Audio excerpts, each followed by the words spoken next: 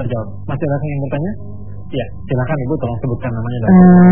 Nama saya Ibu Mulyani dari Depok. Yang ingin saya pertanyakan ini Pak Ustadz, keanehan yang menurut di mata Nabi itu orang Muslim, orang asalnya bersahabat dengan orang yang jahat. Betul. Nah, itu kan kadang kita kan mempunyai, misalnya apakah salah seorang yang mukmin dan saleh itu mempunyai visi dan misi ingin menyadarkan, ingin memberikan jalan yang lurus kepada orang yang jahat itu. Itu aja, terima kasih. Baik Bu Mulyani, terima kasih. Tentu saja itu tidak termasuk kategori yang disebut dalam keanehan tadi. Sebab kalau itu tujuannya kan katakanlah ya, banyak orang yang menitipkan anaknya ke pesantren juga sebagiannya bukan dengan sengaja. Dalam arti dengan sengaja itu anak ini memang cerdas, punya keinginan belajar agama lalu dititipkan ke madrasah. Ada juga orang tua yang udahlah, ini anak nakal sekali nih, ini pecandu narkoba nih, ini peminum nih, udah dikepesantrenkan. Ini kan pesantren dianggap bengkel. Nah, berarti di pesantren ustadz itu banyak bergaul katakanlah dengan anak-anak seperti itu. Tapi kan niatnya itu bukan dalam rangka pengertian yang diingatkan oleh Nabi tadi, sekedar bergaul, tapi dalam rangka mendidik, mengarahkan, membina mereka. Jadi itu malah termasuk hal yang positif, Bu. Jadi kita mendekati mereka, tapi dengan catatan harus hati-hati. Harus hati-hati. Jangan sampai pemancing ikan ke bawah ikan. Tadinya mau mancing ikan malah ke bawah oleh ikan karena ikannya terlalu gede. Iya. Jadi itu ya, hati-hati ya. Baik. Satu hal yang mungkin saya ingin dalami Pak Kiai tentang bersahabat itu. Seperti apa sih makna bersahabat dalam Islam itu sehingga kita bisa membedakan mana yang asumsinya berteman dan mana yang asumsinya bersahabat. Ya memang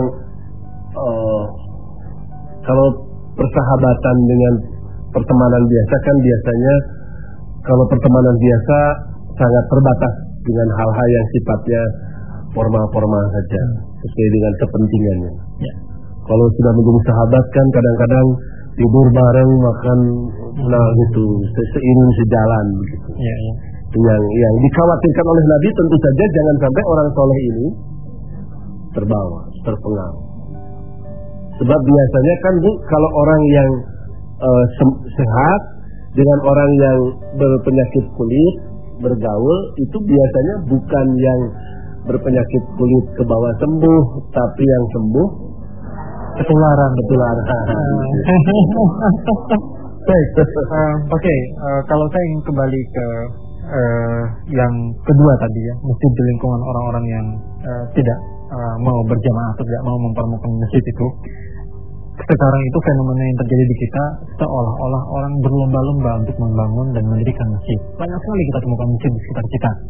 Tetapi cukuplah sudah tugasnya ketika masjid itu berdiri, sedangkan pemakmuran masjid itu diserahkan oleh takmir-takmir yang ada di lingkungannya, bukan dia pribadi yang tadinya menggagas pembangunan tersebut. Apakah ini merupakan fenomena keanehan juga yang terjadi di masyarakat kita itu? Iya, memang membangun masjid itu kan pahalanya besar. Nabi membangun masjid itu kecil. Ketika Nabi wafat, sahabat Abu Bakar tidak banyak melakukan perluasan. Demikian juga Khalifah Umar. Baru pada zaman Khalifah Utsman, Masjid Nabawi itu dibongkar, diperluas, diperbagus. Nah, orang-orang waktu itu pada ribut loh. Apa-apaan ini Utsman memperluas masjid, memperbagus masjid. Nabi membuat masjid cuma segini itu. Abu Bakar, Umar nggak berani. Nah, Utsman malah memperluas, memperbagus masjid. Karena banyak dihujat, dipertanyakan, akhirnya Utsman mengumpulkan masyarakat lalu menyampaikan penjelasan. Dia mengatakan innakum aktsartum. Kalian ini telah terlalu banyak mempertanyakan. Aku memperluas masjid ini dan memperbagus masjid ini kami itu Rasulullah yaqul.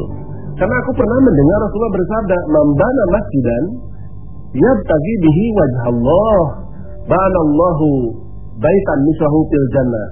Barang siapa yang membangun masjid dengan niat ikhlas, maka nanti di akhirat Allah akan membuatkan rumah di surga sebesar masjid yang ia bangun.